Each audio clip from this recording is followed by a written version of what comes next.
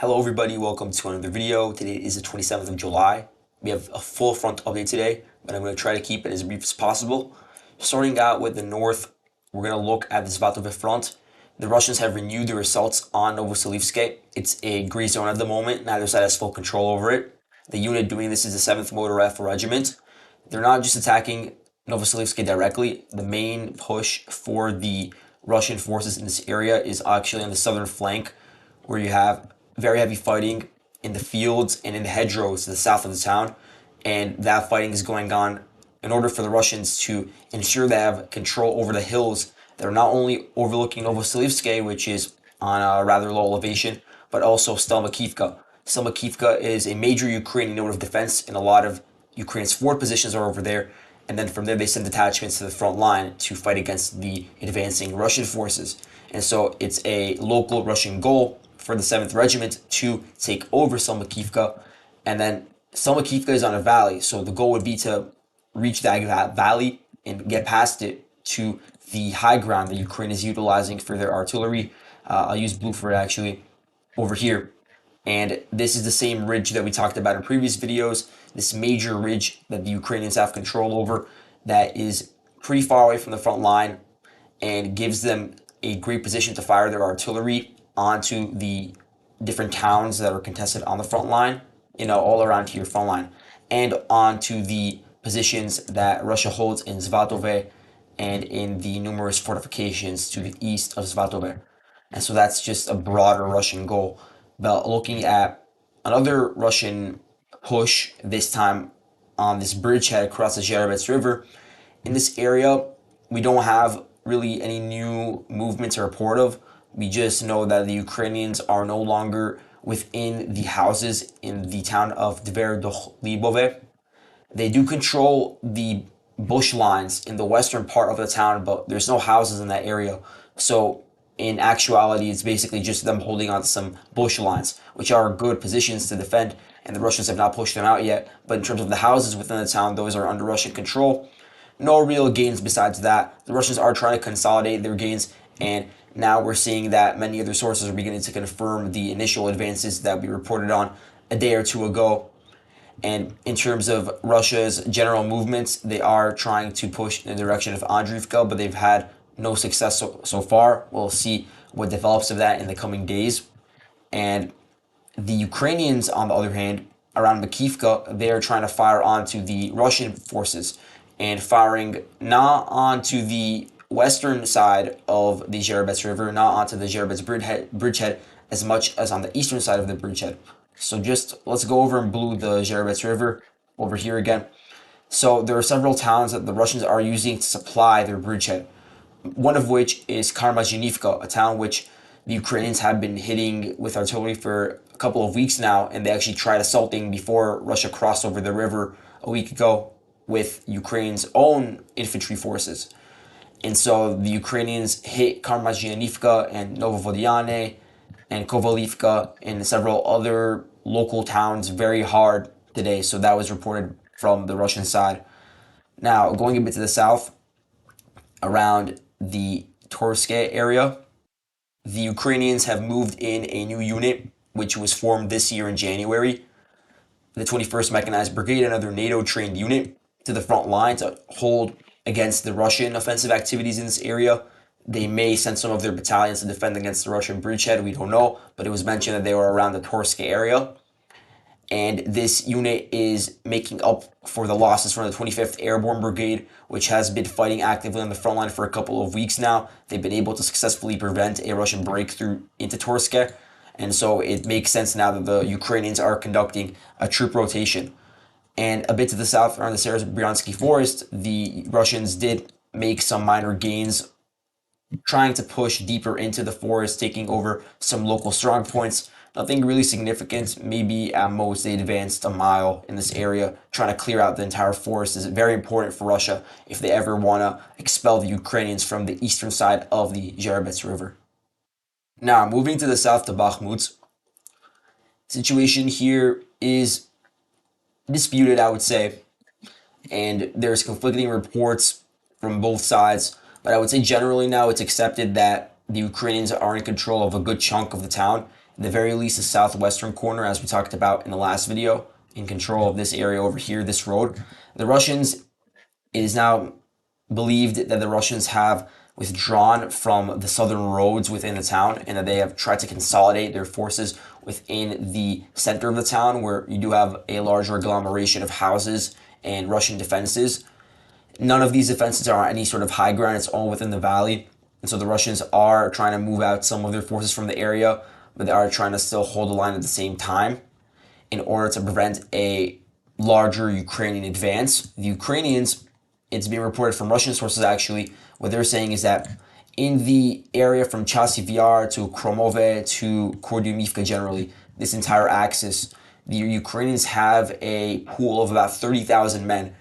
And as a result, they're not obviously sending all 30,000 men at once to assault Klishchiivka. They have a lot of them in reserve that are not fighting at the front line right now. So the Ukrainians, whenever it's necessary, whenever they suffer heavy losses, which is really occurring on a daily basis around Klishchiivka, just given the nature of their offensive activities over there, they were able to conduct very regular troop rotations and to send reinforcements when needed.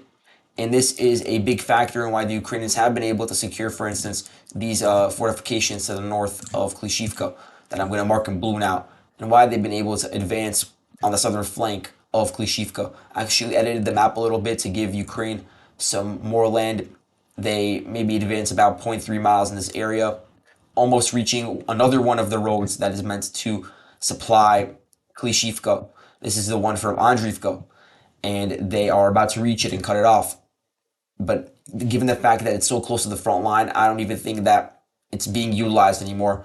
If any resupplies are even coming in at the moment, or if the Russians want to retreat later on, then they would be doing it through these two roads or from one's a bit to the north towards the city of Bakhmut itself. So according to Ukrainian sources, and of course, whenever I say according to one side sources, you always have to take that with a grain of salt. But what they're saying, their claims generally range from controlling 30% of the town to 50% of the town. So we're going to have to see how that generally develops. What they're saying is that the Ukrainians are now utilizing cluster munitions. This is coming from Russian sources. But then some Russian sources are also saying that they're responding with their own utilization of cluster munitions. The Ukrainians are using cluster munitions from 155 millimeter howitzers, these DPICMs, firing them onto the Russian positions. Now, moving on to the Zaporozhye sector. Starting off with the Veliga-Novosilka axis. In this area, it's very likely that the Ukrainians have re-entered Staromaiorske. This is based on video footage and just generally from satellite imagery showing shelling in this area. Most of the shelling that's been reported over the past 2 days has been a bit to the west of Staromaiorske. This is where a lot of the Ukrainian units are trying to enter the town from. Some of those assaults have been unsuccessful and pushed back by the Russians. But you could see that generally a lot of the fighting has been going on in this open area over here, which does indicate that the front line has shifted a bit to the south in that direction. And then there is some footage from within the northern part of Staromaiorske, which would indicate that the Ukrainians have a presence over there. They would have a presence at least in the northern warehouses over here. That's a very forward position. If the Russians were to control it, it's very far away from their main agglomerations in Staromaiorske and Staromaiorske, even further to the south. And it seems like based on this footage over here, which came out yesterday actually, on the 26th, the 3rd Special Purpose Regiment, which I thought was in Avdiivka, but I guess they're here as well, they released a video of a small group of Ukrainian infantry entering Staromaiorske from the north. So presumably be through this road over here, which means they have to control the warehouses to the north of it. And they were clearing out the houses in some of these streets over here. This is the geolocation. I have a link to the video over here. And you could see them taking a couple of Russian prisoners. Now, it's always possible that the Ukrainian forces get pushed out and vice versa. It's back and forth fighting. But this also means that the fighting generally has shifted away from the hedgerow to the north into the northern fortifications where Russia was trying to hold the line previously, a bit to the south. And it does seem like they have at least a certain foothold. Perhaps they advanced half a mile in this area and have entrenched themselves in some of the houses and also some of the agricultural facilities in the northern part of the town. And the Russians, what they were saying is that this was done by the 36th Marine Brigade, which launched another assault on the 26th, and they claim that they were able to push it out. So we're just going to have to wait and see for more information in the future to come out about the status of this town. They're also mentioning that the 23rd Mechanized Brigade, which is a unit that is generally stationed in this area, I'll show it to everybody. This unit over here, it was rotated out of the Ukrainian forces. 23rd Mechanized Brigade is one of these newer units, NATO trained units. It's being replaced on the front line by the 110th Brigade, which is over here, and the 128th Dnipro Territorial Defense Brigade, which is also somewhere around here, which would indicate, at least in this area, that the more NATO trained unit is replaced with some of the mobilized men from territorial defense units. But this again shows Ukraine's capabilities to rotate their forces in spite of heavy losses on these fronts for both sides. Now, moving to Robotyne, which is really the most important sector on the 25th at least, but generally over the past few days has been very important what's been going on over there. So the Ukrainian assaults, and this is not a new occurrence. Ukraine has been assaulting Robotyne since the beginning of their counteroffensive, since they agglomerated forces in Kyiv and sent them further to the south, advancing through the open fields all the way to the Russian defensive lines around Robotyne, which we'll show in a second. But generally, as of the 26th, in the early morning of the 26th, the Ukrainians launched their first wave of assaults. And these assaults, they relied heavily on armored columns, which is a shift from Ukraine's strategy over the past few weeks, which has been small infantry groups in squads of like 5 to 10 men going in and trying to clear out hedgerow by hedgerow. That was their previous strategy. And now they're reverting back to their original strategy from the beginning of the counteroffensive 50 days or so ago, which relied heavily on armored columns to support, to destroy enemy fortifications, to overrun defensive fortifications, and to use certain armored vehicles as cover for the infantry. So what's being claimed, and I actually believe this, and this is coming from, I believe it was Rabar, that said that there were 80 vehicles that were involved in Ukraine's first initial assault through the Russian forward positions to the northeast of Robotyne. And this included Western weaponry, of course, Western tanks, Western infantry fighting vehicles, and some Soviet, of course. And the main vectors of attack were across this road. This is an important road. I'll zoom out to show you guys. This is a road that connects from Robotyne to Verbove, not being used anymore by the Russians, obviously. But the Ukrainian assault was aimed at crossing this road, and there were some significant Russian fortifications to the south of this road that really provided a roadblock that prevented any sort of Ukrainian advances for a very long time. They infiltrated past the road, I'll mark it in yellow over here. They infiltrated past this road many times, and each time they were pushed back due to the Russian entrenched positions over here, which are well manned. The ones that are close to the front line are the very well manned, and there are ATGM crews and everything. They're also receiving better air support here than in Bakhmut, for instance. And so it was very hard for the Ukrainian squads to break through, even with support from armored vehicles previously. And so now the Ukrainians launched 3 different assaults at the same time. One generally from this vector, where I'm showing this arrow, one here, and one from here. So those are the 3 directions. They're all generally actually the same direction, which is from the Balka-Uspanivska Nature Reserve to the south, to the eastern flank of Robotyne. And that was the goal, essentially, to overrun the Russian fortifications and to reach the open areas to the east of Robotyne in order to make it very difficult for Russia to resupply Robotyne, and then in order for the Ukrainians to begin launching assaults into the town itself, not just from the north, because they've been doing that for a while and it hasn't been that fruitful, but also from the east, where there are less prepared defenses by the Russians. So that assault in the morning, which had 80 plus vehicles involved, which is a massive number all at once, those columns, they were able to pierce the Russian defenses, which is understandable given the size of the attacks.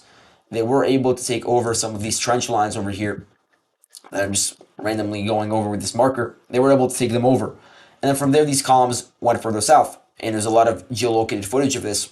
I'm giving credit to all the people who geolocated it with these pins over here. You can click on the videos, the maps in the description. And this shows that these columns, which include Bradleys and Leopards, and it includes Soviet T-72s, it includes BMP-1s, it includes BTRs, a lot of them, once they reached the open field to the south of Russia's main defensive fortifications, they were hit heavily by Russian artillery, which still does have dominance in this area. It was hit by Russian aviation, but especially by Lancet drones. Those were very difficult for Ukraine to stop, and a lot of them were able to either disable certain vehicles or to damage them enough for the Ukrainian staff to abandon them. So the thing about the Lancets is that they're not really going to kill the crew inside, and the crew is the most important, by the way. A trained crew is very important. The vehicles could be replaced up to a certain point, obviously, but the crew cannot. So it's important that the crew survive. So the crews usually survive, but there are some significant losses for the Ukrainians in terms of their vehicles. I'll just go through some of them. Lancet damages Ukrainian T-72. Russian ATGM hits Bradley. I think that's earlier. Here's a video of some of the columns from the Ukrainian side that really advanced deepest towards the Russian line. And the brigades that were involved in this, they were two brigades. I'll show them here. 33rd Mechanized Brigade and 116th Mechanized Brigade. We're going to get to them in a second. But here, let's look at the consequences. Two M2 Bradleys and a T-72B3 were abandoned due to the work of the 7th Regiment, which is one of these regiments that is stationed on the front line. And this is from the 42nd Motorized Rifle Division, which is also around this area. And then also here, 71st Motorized Rifle Regiment unit over here, marked in Robotyne. They were able to hit 4 to 5 Ukrainian armored vehicles, which were either destroyed or at the very least abandoned by the Ukrainians because they were just lying there in the onslaught of the Russian artillery that also came from the 58th Combined Arms Army. So you can see how the Ukrainians were not able to gain a solid control over the entire east flank, but the 33rd and 116th Brigades, which were the main units involved in this wave, this first wave and the second wave occurred in the afternoon of the 26th. They were able to gain entrenchments in the forested areas to the south of the roads over here. There are some forested areas over there that are pretty important, and they're good forward positions for the Ukrainians now to move their forces through that are very close to Robotyne. In terms of the distances that the Ukrainians gained, you could say it's like at most 1.3 miles. Maybe if we're being generous to the Russians, it would be 1.7 or 0.7 miles. And then the furthest extent of the gray zone from this hedgerow to the south of Balka Uspeniska would be nearly 2 miles of a Ukrainian advance. Now, all this comes amidst the backdrop of reports that are being mentioned by Russian sources and also by the Department of Defense, which corroborated this in a New York Times article that was released today. And again, I don't trust what they say literally. There's very obvious interests involved, but it is interesting to hear what the anonymous officials from the DoD say. I do think they're right over here based on the empirical evidence from what we're seeing in Robotyne. What the DoD officials told the New York Times is that the Ukrainians are beginning to utilize their men from their remaining reserve pool and sending them to attack in a major thrust, which could last from 1 to 3 weeks. And this could be really on the same extent, the same ferocity of the initial Ukrainian barrages at the beginning of the counteroffensive 50 days ago.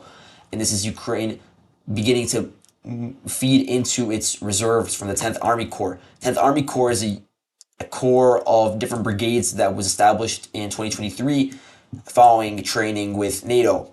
And those units include 116th and 33rd, and also 47th, which is also fighting in this area. So they're now being moved in order to provide reinforcements for Ukraine, and they're being given the Western weaponry. And they also do acknowledge that there have been some very significant losses in the process, and this also could be the culmination of Ukraine's counteroffensive. They don't have infinite resources, of course, and so if they're really digging into their remaining reserves in this area, and the 10th Army Corps has like 30,000 men, some of them have already been utilized, others haven't, but if the ones that are remaining are being moved in right now, then this could be their last opportunity at breaking through the line in Robotyne for the short term, at least. So let's actually look at Russia's defensive fortifications over here, because I find that to be very interesting. Here you can see that the main fortifications that Russia built up are to the northeast of Robotyne, and those have already been overrun by the Ukrainians. There are some that are to the south that are still under Russian control over here, but those are very small in size, and there's not many of them. They're not being manned by as many forces, and this means that if the Ukrainians are able to solidify control over here, which based on my map and based on reports from a lot of different sources and just visual confirmation, it does seem like they have been able to send at least infantry into this area. They are now in control of some of the most well fortified positions, which they fought over for multiple months now. And that was one of the most difficult processes of the entire counteroffensive. Now, here's the thing: even if the Ukrainians are able to penetrate this line, which they have, and take over Robotyne, what that would do is, at most, it would eliminate one part of Russia's first defensive line, which is this defensive line over here, which stretches from Kopani to Robotyne. That's not even the entire first defensive line, because the first defensive line, if you zoom out, it spans the entire length of Zaporozhye and Donetsk oblasts. But if we're just looking at this one specific area, then they would be able to penetrate the first line. Then from there, they'd be able to reach the second line, and that second line is generally over here. It starts around Verbove and runs through Solotka Batka, Ilchenkove. Really, the only silver lining for Ukraine with this entire situation, with these multi-layered Russian defenses, is that one, they have the use of cluster munitions now, so that's going to help them cover more territory, and two, that these are probably going to be less well manned than the initial fortified lines right next to the front lines, right next to the gray zone. That's the area that is the most heavily contested, and the Russians were able to keep the Ukrainians at bay for so long over there that has diminished some of their capabilities.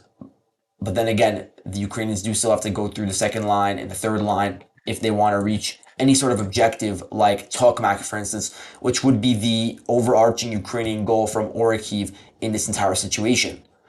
Now, before I end the video, I do want to show the losses that are confirmed, because I want to be fair to both sides. I want to show both sides' losses. This is a post from Andrew Perpetua. I'll link his post over here. I appreciate when people go through and archive all the losses. Obviously, there's human error and human bias with these things, so don't take this as gospel, obviously, but this should give you an idea of the losses that were incurred by both sides. Just before I start, I was looking at Russian sources before, and they were saying that the Russians were able to destroy 10 tanks, 12 armored vehicles, and 1 engineering vehicle in the Robotyne sector alone today. And what this individual is saying is that these losses were incurred by both sides across the entire line. So this person is being very modest in terms of the certain gains or certain destruction that he's compiling, because this is all what he says to be visually confirmed. And you have to remember that some of the videos may be old, they may be dated, and that's important to know because a lot of that gets posted in reruns after a few months. But the main takeaway from here is that Ukraine lost 7 tanks today, 2 Bradleys, a BMP, 4 Humvees, and then a few other things like trucks. Russians, they also lost 7 tanks according to this open source information. Also BMPs, BMP1, BMP3, BM21 Grads, and then a few other things here, artillery systems, trucks, cars. In total, based on this, and again, I want to stress, don't take this as a gospel, but the Ukrainians would have lost 17 pieces of equipment to the Russians 20. And that's across the entire front line. This is the most conservative estimate possible. But yeah, that's really all I have for today. Thank you guys so much for watching, and I'll see you guys in the next video. Goodbye.